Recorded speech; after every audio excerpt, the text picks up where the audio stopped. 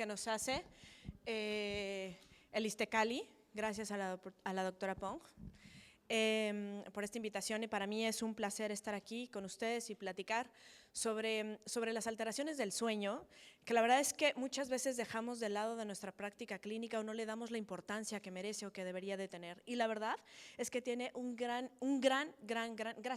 impacto en nuestra vida cotidiana. Es más allá de lo que pensamos, de algunas complicaciones que vemos que pueden tener impacto gracias a que no tenemos una buena calidad de sueño. Si me ayudan con la siguiente, por favor. Como datos generales, es importante que nosotros sepamos que el sueño es un estado de inconsciencia en donde baja obviamente nuestro estado físico como respuesta a este estímulo, y que además cualquier dificultad que nosotros tengamos para conciliar el sueño es algo que impacta no solamente en el estado emocional de los pacientes, sino también en el estado fisiopatológico. Porque aquí vamos a ver más adelante que hay una regulación hormonal que se ve afectada cuando no podemos entrar en un sueño profundo. Entonces, bueno, pues todo esto altera metabólicamente el cuerpo o el estado del paciente. Es una causa importante de fatiga crónica, que afecta obviamente a la calidad de vida de nuestros pacientes, pero además que disminuye la concentración y disminuye incluso la actividad y el rendimiento físico que tienen las personas. Y ahora, gracias a la pandemia, no solamente se ve que afecta a los pacientes adultos, sino también vemos un gran impacto en los pacientes pediátricos. Entonces, tenemos que tener mucha conciencia en esto para poder identificar incluso ahora en nuestros pacientes pediátricos estas alteraciones. Dentro de las alteraciones del sueño, que vamos a ver más adelante, el insomnio es una de las más comunes. ¿Quién de aquí, los que estamos aquí en la sala, no ha padecido insomnio alguna vez en su vida? ¿Quién? A ver, levante su mano. ¿Quién lo ha padecido? ¿Alguien lo ha padecido? ¿Quién lo ha padecido? Que sí lo ha padecido. Muy bien. Bueno, pues aquellos que no lo han padecido porque no levantaron la mano algunos, es que bueno, pero quiero que sepan que de acuerdo a los estudios que ha hecho la Universidad Nacional Autónoma de México, el 95% de los pacientes en México alguna vez ha padecido insomnio en su vida. Entonces, bueno, pues sorprendente, ¿no? La que sigue, por favor. El dormir es un estado o el resultado de la interacción entre los procesos fisiológicos y el conjunto de los hábitos que tenga la persona o el paciente, la salud mental, sin duda alguna, la homeostasis que pudiéramos tener en el entorno biopsicosocial y de algunas otras enfermedades concomitantes presentes. Y además también las enfermedades del sueño, las alteraciones del sueño están relacionadas con otras enfermedades o desencadenan otras enfermedades, ya lo vamos a ver más adelante. En México las alteraciones del sueño en el 2016 estaban en el 18.8% de la población y en el 2022 esto incrementó al 50% gracias a la pandemia y gracias a que muchos pacientes debutaron con esta pandemia, debutaron con enfermedades psiquiátricas. Y digo gracias porque pues la verdad es que como médicos o como profesionales sanitarios nos permitió darnos cuenta que no estábamos tan sanos mentalmente y tomar medidas en el asunto y poder diagnosticar tempranamente algunas enfermedades. Y por el otro lado, también nos ayudó a actualizarnos en estas enfermedades. Entonces, bueno, por un lado ha sido algo positivo, sin embargo ha sido catastrófico, porque hoy no tenemos ni siquiera en muchas circunstancias cómo tratar a estos pacientes. Al menos el 95%, como les decía, de la población en general ha padecido al menos una vez en la vida datos de insomnio, lo cual pues obviamente lo vemos reflejado en el rendimiento laboral, escolar o familiar, en el entorno familiar. La que sigue, por favor. Algo que tenemos que recordar es que tenemos un reloj biológico y ese reloj biológico se llama patrón del sueño y está regulado por el ciclo vigilia.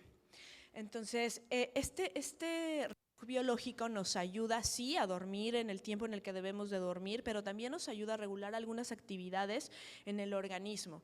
El dormir es algo necesario porque en la teoría sabemos que el dormir nos ayuda a modular las actividades mentales, nos ayuda a fijar la memoria, pero también nos ayuda, dicen los psiquiatras, nos ayuda a disminuir la temperatura del cerebro, y al disminuir la temperatura del cerebro regula su funcionalidad y la liberación de los neurotransmisores.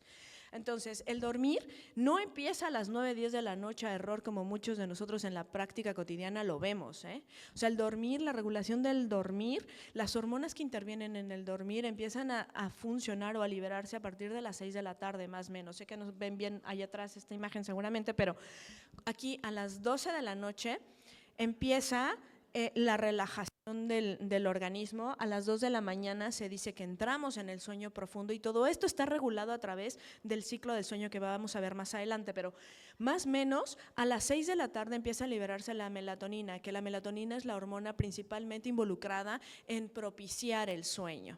Y esta secreción de la melatonina se invierte conforme avanza la edad. Es a mayor edad, una concentración menor de liberación de melatonina. Pero no solamente eso, también están las hormonas como el cortisol, como la adrenalina, la noradrenalina, que también disminuyen la liberación. Entonces, si nosotros mantenemos la excitación del cerebro constante, estas hormonas se mantienen constantes y por eso no logramos conciliar el sueño. Ajá. Vemos que en la mañana, por ejemplo, más o menos entre las 8 y las 10 de la mañana hay una liberación o una producción de testosterona importante en el género masculino, y al revés. En las mujeres obviamente tenemos los estrógenos, pero así como eso también la motilidad intestinal inicia en la mañana, por eso muchas veces nos levantamos con hambre. ¿A quién le ha pasado eso? Pues tiene que ver todo esto con la regulación hormonal. Entonces, también obviamente a medida en la que va incrementando el horario de la mañana, pues obviamente se va alertando más el sistema inmunológico, el estado de alerta, el sistema nervioso central, hormonas, etcétera. Entonces, a partir del mediodía, después de las 4 o 5 de la tarde, entonces todo esto empieza a disminuir y fisiológicamente hablando, el organismo entra cada vez más en un estado de relajación. Si nosotros nos mantenemos activos, ¿quién hace ejercicio aquí en la noche? ¿Quién? Levanten la mano, por favor. Muy bien, 1, 2, 3, 4, 5, bueno, son como 7 personas, muy bien. ¿A qué hora en la noche más o menos? 7, 8, por allá. ¿A qué hora, perdón? 9 o 10. Ok, bueno, si nosotros vamos a hacer ejercicio en la noche, mantenemos la liberación de cortisol elevada, y entonces eso indirectamente excita el cerebro.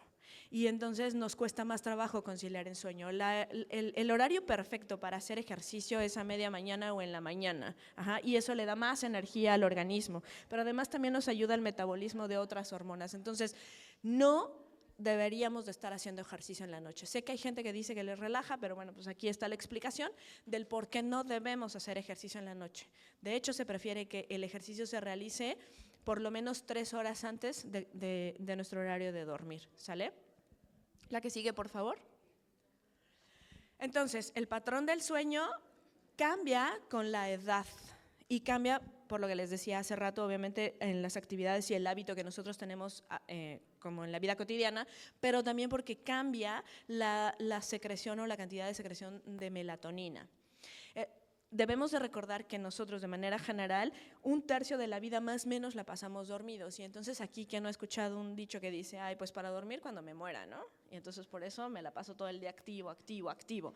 Y no, la verdad es que está mal, porque no le damos al cerebro la oportunidad de relajarse, de disminuir obviamente su actividad y de poder adquirir otras actividades como... Si dormimos, incrementa incluso, se dice, hay estudios que incrementan la plasticidad cerebral y favorecen la memoria a largo plazo. Entonces también pasa que, ay, ya se me olvidó, ay, no sé por qué, de cuándo acá, ya no me acuerdo bien de las cosas. Bueno, es el COVID, exacto. A mí me pasa que en la consulta me dicen, ay, es que a partir del COVID, maldito COVID, ¿no? O sea, sí es un maldito, ¿no? Pero también veamos lo que estamos haciendo en la vida cotidiana y si estamos haciendo lo correcto. El sueño favorece, como les decía, la homeostasis en la fisiopatológico del paciente, pero también la homeostasis hormonal, la regeneración de tejidos, porque en este momento en el que estamos en un mayor proceso de relajación mental y fisiológicamente hablando, tenemos una mayor producción de componentes para la cicatrización y para la regeneración celular, refuerza el sistema inmunológico, el hambre, ¿no? ¿Por qué? Porque la gente que no duerme bien, que no duerme sus horas adecuadamente, manifiesta esta alteración con ansiedad, y la ansiedad es la primera causa que hace que tengamos trastornos alimentarios. Entonces, por eso debemos de dormir bien, ¿no? Consolida, como les decía, consolida la memoria, la salud mental, sin duda alguna. Las personas que no duermen bien están en un estado ansioso, se asocia mucho a la depresión, pero también se asocia a la baja autoestima, pues porque obviamente siempre tenemos sueños, siempre tenemos ansiedad, siempre estamos de mal humor, y entonces ya la pareja ya nos dijo que porque estamos de mal humor, ¿no? Que estamos de malas en todo momento, que estamos muy irritables. Los niños sobre todo están muy irritables, tienen bajo rendimiento escolar, no entienden adecuadamente las indicaciones que se les da en ningún entorno. Entonces, pues obviamente esto incrementa la probabilidad de padecer enfermedades mentales. Pero sobre todo también vemos una íntima relación entre las enfermedades o las alteraciones del sueño con las enfermedades cardiovasculares. Una de las causas de infarto agudo de miocardio, de hipertensión arterial, es el insomnio. Entonces, ojo, así eso de que para dormir a la tumba, no, realmente no es así. La que sigue, por favor. Bueno, me regresa por favor la diapositiva.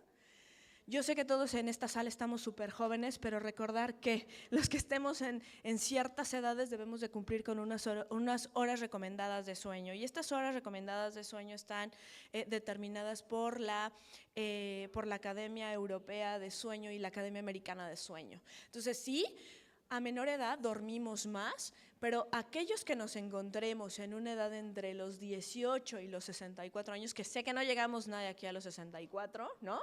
Pero bueno, deberíamos de estar durmiendo entre 7 y 8 horas mínimo al día. 9 sería lo ideal, pero ideal sería entre 7 y 6. ¿Quién de aquí duerme eso? 4 horas. Ok. Bueno, es momento de reivindicarnos y de dormir un poco más. Si estuviera aquí mi equipo, ¿no? Si estuviera aquí mi equipo en la oficina, dirían, por favor, o sea, jefa, no dormimos por usted, ¿no? Entonces, no, más bien busquemos la manera de dormir más, ¿no? ¿Qué opinan? Bien, la que sigue, por favor. La prevalencia de las alteraciones del sueño sin duda alguna es variable y depende también de algo muy importante, de un factor muy importante que es la edad. Pero sabemos en el histórico, en los estudios y en las investigaciones, que dicen que la prevalencia de las alteraciones del sueño van entre el 15 y el 20% en la población en general. Y esto incrementa conforme a la edad, es cierto, y además va de la mano con algunos otros factores ambientales que pudieran tener los pacientes, ¿no? En México, en promedio la gente duerme en menos de 7 horas más o menos, en promedio duermen 5 horas. De cualquier forma, a eso agregamos a que es un bajo rendimiento laboral y fisiopatológico de los pacientes. Los factores predisponentes es la edad, el género femenino tiene mayor riesgo a padecer este tipo de alteraciones por una cosa, uno, por los cambios hormonales, y dos, porque el género femenino tiene mayor incidencia en relación a las enfermedades psiquiátricas como es la ansiedad y la depresión. Entonces, de entrada, tenemos un mayor riesgo a padecer estas enfermedades o estas alteraciones. El estado socioeconómico bajo, el uso frecuente de sustancias que pudieran generar la excitación cerebral, como son las sustancias con propiedades estimulantes o aquellas somníferas, aquellos que son pacientes que toman frecuentemente medicamentos para dormir. El sedentarismo, la obesidad, algunas enfermedades cardíacas, las enfermedades psiquiátricas, sin duda alguna. Vemos hoy una íntima relación también en la relación que hay con el uso de los gadgets o de las pantallas, no solamente a lo largo del día, sino también como un hábito que la población ha adquirido a usar los celulares antes de dormirse. Y todo tiene una explicación, claro, el celular lo pongo en el buró, ¿no? Ahí lo tengo cerca, entonces vibra, lo agarro. Tengo una duda de algo, lo agarro, ¿no? O sea, está tan cerca que por eso hoy hacemos uso irracional de las pantallas, y eso estimula al cerebro a través de los rayos de luz, y entonces por eso lo mantenemos excitado todo el tiempo. Pero además hay algo muy curioso que no lo quise poner porque sabía que iba a desatar un poco de polémica, como lo hizo cuando los platicaba con mis colegas. Es el estado civil de las personas también influyen a la presencia de alteraciones en el sueño. Sí, aquí me están diciendo que cuando uno está casado duerme mal, ¿no? Duerme menos, ok. Sí, o sea, sí, no voy a decir que no y voy a decir por qué. Porque al dormir con la pareja, generalmente la pareja ronca y entonces eso nos despierta y ese es que ronca, sabía que iba a levantar polémica, ok. Pero no, quiero que sepan que es al revés. El estudio que hace en Sanut y que hay algunas publicaciones dice que el estado civil soltero es el que genera mayor ansiedad y por eso la gente duerme menos. No sé, lo dejo sobre la mesa, piénsenlo. ¿A quién de aquí le gustaría estar soltero para dormir bien? ¿Ya ven? Sí.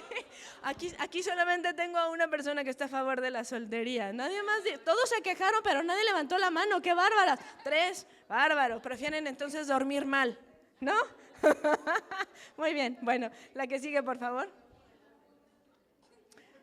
La que sigue, por favor.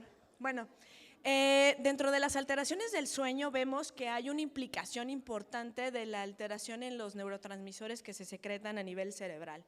Entonces vemos principalmente que la serotonina, que la adrenalina y que algunos otros estimulantes cerebrales o neurotransmisores cerebrales se encuentran incrementados en el momento de la vigilia, ¿no? Y en el sueño bajan o disminuyen estos neurotransmisores. Cuando tenemos lo contrario, fisiológicamente hablando a nivel cerebral, pues evidentemente esto también contribuye a la excitación constante del cerebro o al trabajo constante del cerebro. Entonces, por eso también se ve favorecido con algunas alteraciones psiquiátricas que los pacientes pudieran tener. Pero al final del día, ¿qué deben de observar ustedes en el consultorio? ¿Qué deben de interrogar a los pacientes?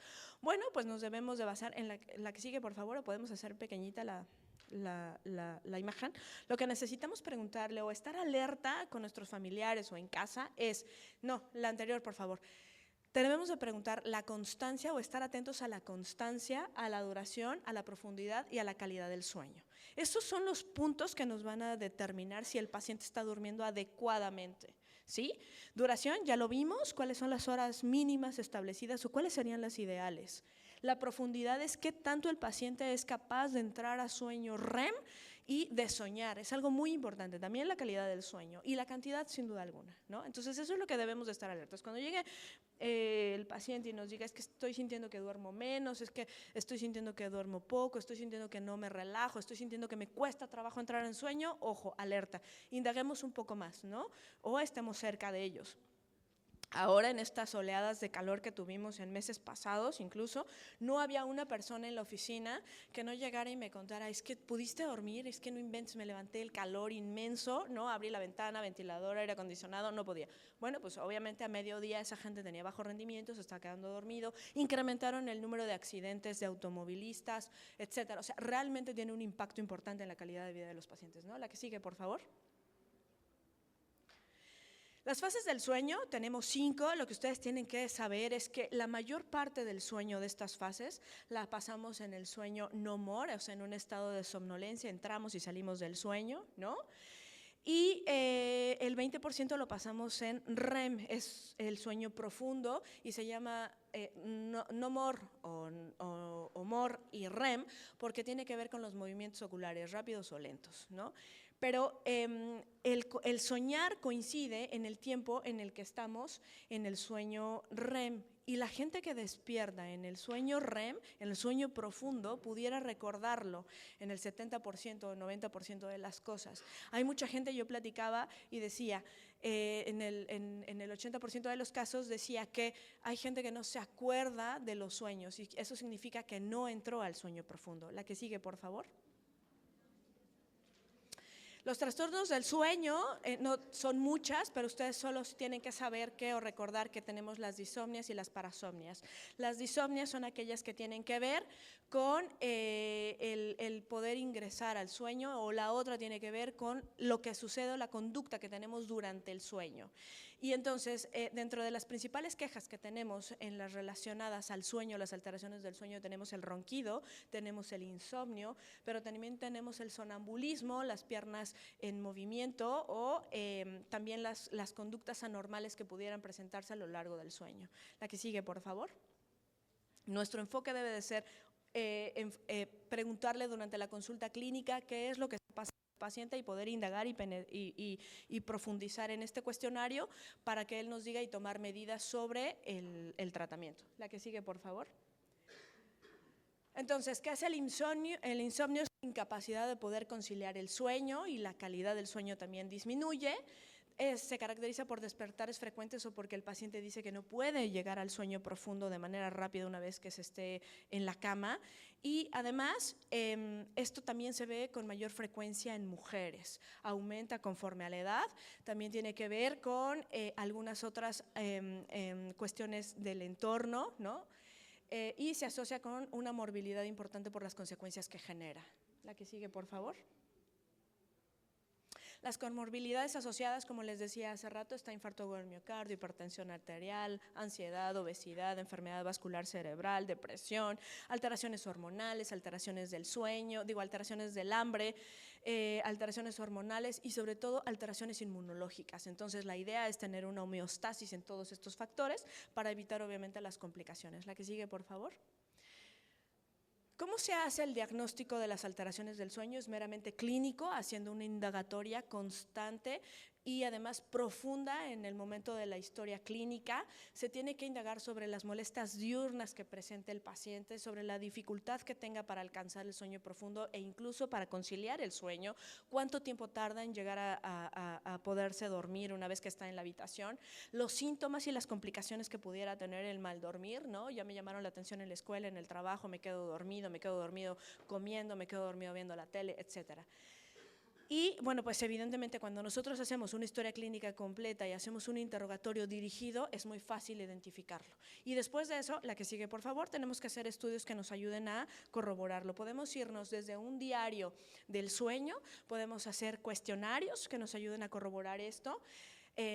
Podemos tener un registro de las consecuencias. Parecieran de risa el decir, me llamaron la atención porque me quedé dormido, me llamaron la atención en la escuela porque me quedé dormido en plena clase, ¿no? Pero no es de risa, es para registrarlo y ver con cuánta periodicidad en un tiempo determinado se presenta, antecedentes de depresión o de ansiedad y además ya como última instancia realizar un estudio polisomnográfico para ver la conducta del paciente cuando llega al sueño. La que sigue, por favor. ¿Qué debemos de valorar en la consulta? Como les decía, la duración, la constancia, ¿no?, del sueño, la latencia, el número de despertares. Ahora que tenemos gadgets como son los smartwatch, podemos tener un registro de cómo se comporta y cuánto tiempo dura realmente el sueño del paciente y qué hace, ¿no? Cuántos despertares tiene, el tiempo total, la frecuencia, cuáles son las quejas, si es que no puede conciliar el sueño rápido, lento, etcétera. Y además algo muy importante es diferenciar estas enfermedades de enfermedades psiquiátricas. ¿Por qué? Porque siempre lo más importante es mantener el sueño, lograr un sueño adecuado y reparador para que el paciente tenga un rendimiento fisiopatológico adecuado a sus actividades. La que sigue, por favor. El tratamiento es múltiple, sí, pero lo que tenemos que recordar es que principalmente algo que debemos de hacer es mantener siempre la higiene del sueño, es utilizar la cama para lo que es. O sea, para dormir. Nada de comer, nada de ver la televisión, no llevarse el celular a la cama, no leer dentro de la cama. ¿Por qué? Porque nosotros tenemos que acostumbrar y hacer hábitos cerebrales para que el cerebro, en cuanto ve la cama, inmediatamente el reflejo sea dormir. No debemos de tomar alcohol previamente a nuestras horas de sueño, no hacer ejercicio, como les decía, se recomienda que sean entre 2 y 3 horas a nuestro horario de dormir. Que nuestra cama sea y nuestra habitación sea cómoda, porque muchas veces pasamos frío, tenemos mucho calor, utilizamos cobijas muy calurosas, etc. Entonces tiene que estar siempre a la mayor comodidad.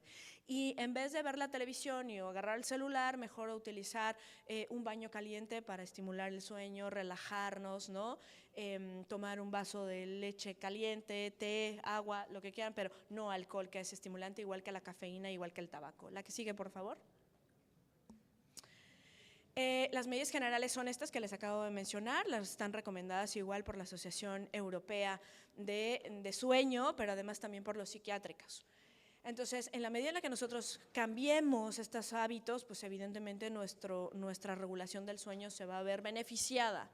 Sé, ya que con el simple hecho de vivir en la Ciudad de México o vivir en alguna ciudad es estresante, de acuerdo, pero procuremos que nuestra actividad y nuestro estrés disminuya para poder tener una calidad de sueño mejor y eso lo van a ver reflejado y lo van a agradecer nuestros familiares y nuestro entorno social. La que sigue, por favor. Hay quienes recomiendan incluso antes de dormir realizar una actividad aburrida, como es leer o como es algo que nos parezca sumamente tedioso, una revista, leer algo para inducir el sueño.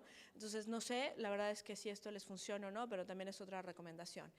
Sin duda alguna, una vez que no funcionan o que modificamos los hábitos generales en los pacientes y no funciona, debemos de pensar en una terapia alternativa. Siempre tenemos una terapia farmacológica en donde tenemos benzodiazepinas, tenemos antihistamínicos sedantes que tienen bajo impacto, que atraviesan la barrera hematoencefálica, pero que no tienen tanto impacto en la actividad cotidiana del paciente. Incluso podemos pensar en productos herbolarios y llegar al té de valeriana, ¿no? Utilizar melatonina, que funciona bastante bien, pero todos van a funcionar sí y solo sí si hacemos ese cambio en el paciente, y además esto se ve favorecido con las actividades o los cambios de los hábitos generales. No hay magia, yo creo que la magia es la combinación de los tratamientos farmacológicos y los hábitos generales. Entonces también considérenlo, porque digan, oye, ya tengo 6 meses tomando melatonina y sigo sin conciliar el sueño. ¿Y cómo va tu actividad física? ¿Cómo va tu estado emocional? ¿No? La que sigue, por favor. Cosas para llevarse a casa es, más allá de que las lea, es que nosotros como responsables sanitarios debemos de fomentar en nuestros pacientes una adecuada salud mental, y eso lleva a un adecuado hábito del sueño. Es tan importante los efectos que esto produce, como les decía, que se han incrementado los accidentes automovilísticos en la población. Sí, por no dormir, y ahora después de la pandemia muchísimo más, pero también es tan importante que ya incluso tenemos el Día Mundial del Sueño, en el cual nuestro deber como profesionales sanitarios es igualmente promover este estado de equilibrio en el sueño y el hábito biopsicosocial. Entonces, por favor, no lo dejen de lado, ayuden a sus profesionales sanitarios que tengan como colegas, y bueno, pues evidentemente no olviden que también están acompañados de sus familiares y que en algún momento todos sufrimos el insomnio en nuestra vida, ¿no? Gracias.